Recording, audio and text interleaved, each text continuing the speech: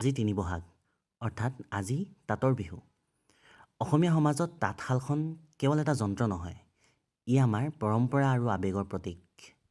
আজিৰ দিনটোত আমাৰ আই ভনীসকলে তেওঁলোকৰ হেঁপাহৰ তাঁতশালখন আৰু মাকো তুলোঠাকে আদি কৰি সকলো সঁজুলি চাফ চিকুণ কৰি সন্মান জনায়।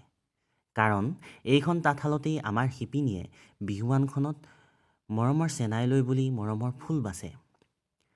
আহোম সাম্ৰাজ্যৰ দিনত এইখন তাঁতশালতেই একে ৰাতিতে কবচ কাপোৰ বোৱাৰো প্ৰথা আছিল।